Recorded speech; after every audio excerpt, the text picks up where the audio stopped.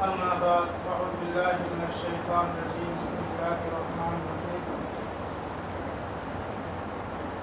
وإذ قال ربك للملائكة إني جاعل في الأرض خليفة. محترم بزرگوں بھائیوں،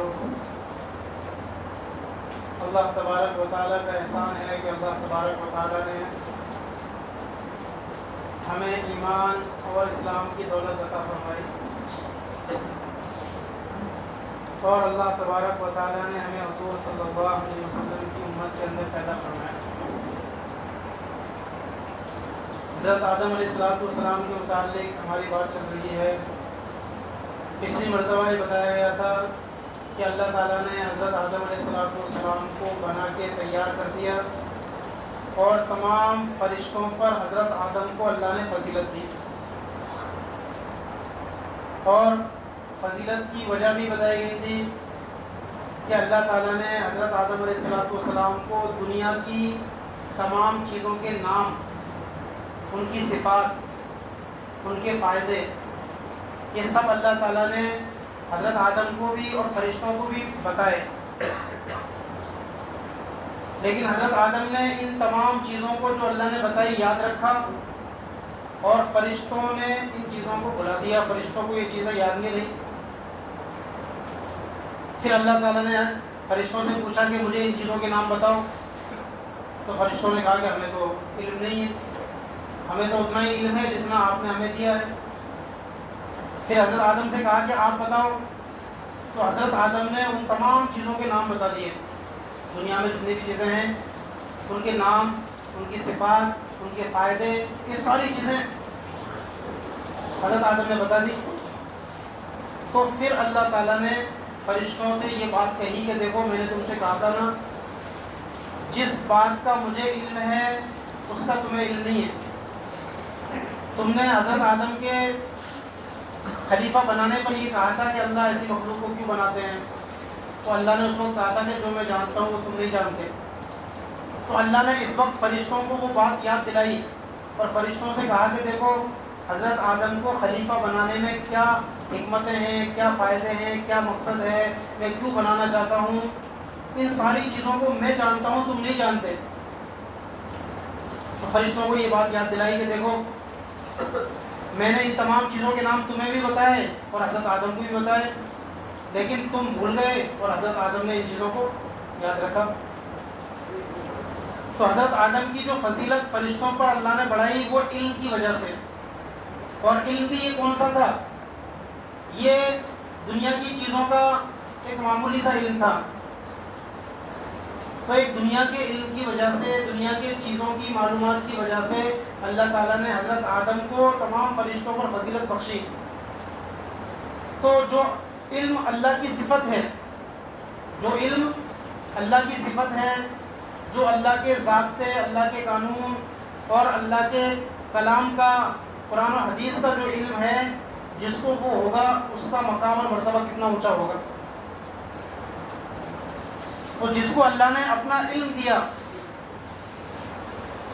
جس کو اللہ نے اپنا علم دیا، اس کا مقام اور مرتبہ کتنا اونچا ہے وہ اللہ ہی زیادہ بہتر جانتا ہے۔ ایک حدیث میں اللہ کے نبی صلی اللہ علیہ وسلم نے فرمایا، سمجھانے کے لیے، لوگوں کو بتانے کے لیے علم کی اہمیت، علم کا فائدہ، اس لیے کہ علم اللہ کی صفت ہے۔ جس طرح قرآن کریم اللہ کا کلام ہے، تو اللہ کے کلام کو جو فضیلت ہے وہ دنیا کے کسی کلام کو نہیں حاصل ہو سکتی۔ اللہ کے کلام کو دنیا کے تمام کلاموں پر فضیلت حاصل ہے، اس لیے کہ قرآن شریف یہ اللہ کا کلام ہے۔ قرآن کے علاوہ جتنے بھی کلام ہیں، چاہے وہ نبی کے کلام ہوں، کسی ولی بزرگ کے کلام ہوں، لیکن وہ قرآن کا مقابلہ نہیں کر سکتے، اس لیے کہ قرآن اللہ کا کلام ہے، اور اللہ کے علاوہ جتنے بھی کلام ہیں وہ سب انسانوں کے کلام ہیں۔ تو علم جو ہے یہ اللہ کی صفت ہے۔ جس بھی انسان کو علم حاصل ہو جائے گا اس کا مقام اور مرتبہ دوسرے انسانوں کے مقابلے میں بڑھ جائے گا۔ تمام نبیوں کا مقام اور مرتبہ عام انسانوں کے مقابلے میں جو بڑا ہوا ہے وہ علم کی وجہ سے ہے، کہ اللہ نے نبیوں کو وہ علم دیا ہے جو نبیوں کے علاوہ کسی اور کو نہیں ہے۔ کہ نبیوں کے پاس میں اللہ کی طرف سے حضرت جبرائیل آتے ہیں اور اللہ کی بات اور اللہ کا کلام حضرت جبرائیل آپ کو سناتے ہیں نبیوں کو. دوسرے انسانوں کو یہ چیز حاصل نہیں ہے. اس لیے تمام نبیوں کی فضیلت یہ تمام انسانوں پر بڑھی ہوئی ہے. تمام انسان مل کر ایک نبی کا مقابلہ نہیں کر سکتے. تو اسی طریقے سے عام انسان بھی جو اللہ کا علم ہے اس کو حاصل کر لے گا تو اس کا مقام اور مرتبہ دوسروں کی نظر میں اور دوسروں کے مقابلے میں بڑھ جائے گا. حدیث میں اللہ کے نبی صلی اللہ علیہ وسلم نے اس کو بیان فرمایا فضل العالم علی العابد کا فضلی علی ادناکم، کہ عالم کی فضیلت عابد پر ایسی ہے جیسے کہ تم میں سے ادنا آدمی کی فضیلت میری. یعنی اللہ کے نبی نے صحابہ سے فرمایا کہ تم میں سے جو ادنا درجے کا صحابی ہے میرے مقابلے میں ایک ادنا درجے کا صحابی، تو میری فضیلت ایک ادنا درجے کے صحابی کے مقابلے میں کتنی ہوگی؟ ویسی ہی عالم کی فضیلت عابد کے اوپر ہے. عابد کس کو کہتے ہیں؟ جو آدمی رات دن اللہ کی عبادت میں لگا رہتا ہو، یعنی دن بھر تو روزہ رکھتا ہو، رات بھر اللہ کی عبادت کرتا ہو، ہر قسم کے گناہوں سے بالکل دور رہتا ہو، اس کو بولتے ہیں عابد، عبادت کرنے والا. اور عالم کس کو بولتے ہیں؟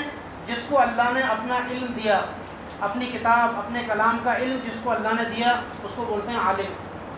تو اللہ کے نبی صلی اللہ علیہ وسلم نے فرمایا عالم کی فضیلت عابد کے مقابلے میں ایسی ہے جیسا کہ میری فضیلت تم میں سے ادنا آدمی پر. تو اس سے اندازہ لگاؤ کہ علم یہ کتنی قیمتی چیز ہے اور کتنا علم کی وجہ سے آدمی کا مقام اور مرتبہ کتنا اونچا ہو جاتا ہے. ایک حدیث میں اللہ کے نبی صلی اللہ علیہ وسلم نے فرمایا جس طریقے سے 14ویں رات کا چاند ہوتا ہے تو 14ویں رات کے چاند بالکل کتنا روشن ہوتا ہے. 14ویں رات کے چاند کی فضیلت جس طریقے سے آسمان کے بالکل چھوٹے سے ستارے کے مقابلے میں کتنی فضیلت ہے اس کی، کہ چھوٹا سا ستارہ جس کی کوئی روشنی بھی نہیں اور 14ویں رات کے چاند کی کتنی روشنی ہوتی ہے. تو جس طریقے سے 14ویں رات کا چاند ایک چھوٹے سے ستارے کے مقابلے میں کتنی فضیلت رکھتا ہے، ایسی ہی فضیلت عالم کو عابد پر ہے. تو یہ فضیلت جو دی ہے وہ علم کی وجہ سے ہے، چونکہ علم یہ اللہ کی صفت ہے. تو حضرت آدم علیہ السلام کو اللہ نے جو تمام فرشتوں کو، حالانکہ فرشتے کیا ہیں، فرشتے کتنی اللہ کی عبادت کرتے ہیں؟ حضرت آدم سے بھی زیادہ عبادت کرنے والے فرشتے ہیں. اس لیے کہ فرشتے 24 گھنٹے اللہ کی عبادت میں لگے ہوئے ہیں. کوئی رکوع میں ہے، کوئی سجدے میں ہے، کوئی قیام میں ہے، اور وہ تھکتے بھی نہیں اللہ کی عبادت کرنے سے. لیکن حضرت آدم کوئی 24 گھنٹے تو عبادت نہیں کرتے، لیکن حضرت آدم کا مقام اور مرتبہ جو فرشتوں پر بڑھایا ہے وہ علم کی وجہ سے بڑھایا ہے کہ اللہ نے حضرت آدم کو وہ علم دیا جو فرشتوں کو حاصل نہیں ہے. تو یہی بات اللہ تعالیٰ نے فرشتوں کو یاد دلائی کہ میں نے تم سے کہا تھا کہ میں جانتا ہوں جو تم نہیں جانتے. اس کے بعد میں اللہ تعالیٰ نے ایک فضیلت تو فرشتوں پر یہ دی علم کی وجہ سے. پھر دوسرا اللہ نے تمام فرشتوں کو اس بات کا حکم دیا کہ تم حضرت آدم کے سامنے جھکو، یعنی حضرت آدم کو سجدہ کرو. یہ سجدہ تعظیمی ہے. سجدہ تعظیمی پچھلی امتوں کے اندر بھی جائز تھا. حضرت یوسف علیہ السلام کے زمانے میں، حضرت یعقوب کی امت میں، پچھلی امتوں میں سجدہ تعظیمی یہ جائز تھا. جس طریقے سے ہماری امت میں ایک دوسرے کے ادب و احترام کے لیے سلام رکھا گیا ہے کہ سلام کیا ہے؟ ایک دوسرے کا ادب و احترام کو ظاہر کرتا ہے. اسی طریقے سے پچھلی امتوں میں سلام کا طریقہ یہ تھا کہ وہ ان کے سامنے تھوڑا جھک کر سلام کیا کرتے، جھک جایا کرتے تھے، اپنی گردن کو جھکا دیا کرتے تھے یا بالکل سجدے میں گر جایا کرتے تھے. تو یہ پچھلی امتوں میں، پہلی امتوں میں اللہ نے اس کو جائز رکھا تھا. اس امت کے اندر اللہ نے اس کو حرام کر دیا. اب کوئی آدمی چاہے کتنا ہی اللہ والا ہو، کتنا ہی ولی ہو، بزرگ ہو، یہاں تک کہ نبی ہی کیوں نہ ہو، وہ نبی کے سامنے جھک نہیں سکتا سجدے میں. اس امت کے لیے اللہ نے سجدہ تعظیمی کو بھی حرام کر دیا. اب اس امت میں سجدہ عبادت بھی اور سجدہ تعظیمی بھی یہ صرف اور صرف اللہ کے لیے ہے. اللہ کے علاوہ کسی اور کے لیے نہ تو ہم سجدہ تعظیمی کر سکتے ہیں نہ سجدہ عبادت کر سکتے ہیں. ہم کسی اور کے سامنے، اللہ کے علاوہ کسی اور کے سامنے اپنی پیشانی کو نہیں جھکا سکتے. تو پچھلی امتوں میں یہ جائز تھا. تو اللہ تعالیٰ نے تمام فرشتوں کو اس بات کا حکم دیا کہ حضرت آدم کے لیے سجدہ تعظیمی کرو، یعنی حضرت آدم کے سامنے جھک جاؤ۔ اب چونکہ یہ اللہ کا حکم تھا، کسی اور کے سامنے سجدہ کرنا جو حرام ہے وہ کیوں ہے؟ اللہ نے منع کیا ہے۔ اس امت سے اللہ نے کہا ہے نبی کے ذریعے کہ تم میرے علاوہ کسی اور کے سامنے سجدہ نہیں کر سکتے، اس لیے ہمارے لیے کسی اور کے لیے سجدہ کرنا حرام ہے، کیونکہ اللہ نے منع کیا ہے۔ اللہ ہی اگر کسی بات کا حکم دے تو پھر وہ منع نہیں ہوتا، وہ پھر جائز ہوتا وہ کام۔ تو فرشتوں کو اللہ ہی نے اس بات کا حکم دیا تھا کہ تم حضرت آدم کے سامنے سجدہ کرو۔ جب اللہ نے حکم دیا تو اب یہ حرام نہیں ہوگا اور یہ منع نہیں ہوگا، کیونکہ اللہ کا حکم ہے۔ تو اللہ کے اس حکم کو مانتے ہوئے تمام فرشتے حضرت آدم کے سامنے سجدے میں جھک گئے، صرف ابلیس اکیلا تھا جو اکیلا کھڑا رہا، اور اس حکم کو سن کر وہ بجائے حضرت آدم کے سامنے جھکنے کے وہاں سے بھاگنے لگا، دور جانے لگا، اور پیچھے بار بار مڑ مڑ کے دیکھتا بھی رہا کہ میرے علاوہ کوئی اور بھی ایسا ہے یا میں ہی اکیلا ہوں، لیکن اس کو نظر آیا کہ کوئی نہیں ہے اس کے علاوہ، سارے فرشتے سجدے میں جھکے ہوئے ہیں، صرف ابلیس اکیلا ایسا ہے کہ جس نے سجدہ نہیں کیا اور اللہ کے حکم کا انکار کیا۔ تو پھر اللہ نے اس سے پوچھا کہ ابلیس تو نے میری بات کیوں نہیں مانی اور تو نے حضرت آدم کو سجدہ کیوں نہیں کیا؟ تو ابلیس نے کہا کہ اللہ میں اس کو کیسے سجدہ کر سکتا ہوں، اس لیے کہ ابلیس نے یہ بات پہلے سے طے کر رکھی تھی، پہلے بتایا میں نے کہ ابلیس نے پہلے سے یہ طے کر رکھی تھی کہ اللہ نے اگر مجھے اس مخلوق کے سامنے جھکنے کا حکم دیا تو میں کبھی بھی اس کے سامنے نہیں جھکوں گا اور کبھی بھی میں اللہ کی یہ بات نہیں مانوں گا۔ تو ابلیس نے کہا کہ اللہ میں اس کے سامنے نہیں جھک سکتا، اس لیے کہ میں اس سے افضل ہوں، میں اس سے بڑھیا ہوں، میں اس سے اعلیٰ ہوں، میرا مقام اور مرتبہ اس سے اونچا ہے۔ یعنی خود اس نے اپنے آپ فیصلہ کر لیا، کس کا مقام اور مرتبہ کس سے اونچا ہے یہ تو اللہ جانتا ہے، لیکن ابلیس نے کیا کہا کہ میں اس سے بڑا ہوں، اور اس کی وجہ بھی بتائی، اس کی دلیل بھی دی کہ آپ نے مجھے آگ سے پیدا کیا ہے اور اس کو تو میرے سامنے مٹی سے پیدا کیا، مٹی سے بنایا، اور یہ ظاہر سی بات ہے کہ آگ جو ہے مٹی سے افضل ہوتی ہے، تو اس لیے میں اس کے سامنے نہیں جھک سکتا۔ تو اللہ نے اس کو اپنے دربار سے اسی وقت نکال دیا، اور اللہ نے کہا کہ تیرے لیے میرے یہاں رہنے کی کوئی جگہ نہیں ہے، اس کو جو ہے اپنے دربار سے نکال کر باہر کر دیا۔ اس سے اندازہ لگاؤ کہ اللہ کے یہاں اللہ کی نافرمانی پر کتنا غضب اللہ کو ہوتا ہے کہ ابلیس نے برسوں اللہ کی عبادت کی ہے، اور ایسی عبادت کی ہے کہ کوئی فرشتہ ایسی عبادت نہیں کر سکتا۔ بہت لمبے زمانے تک ابلیس نے جو ہے اللہ کی عبادت کی ہے، لیکن اس نے اللہ کے ایک حکم کو ٹھکرایا اور ایک حکم کا انکار کیا۔ اللہ نے اس کی کوئی پرواہ نہیں کی کہ اس نے ہزاروں سال میری عبادت کی ہے، ایک جھٹکے میں اللہ نے اس کو اپنے دربار سے باہر نکال دیا۔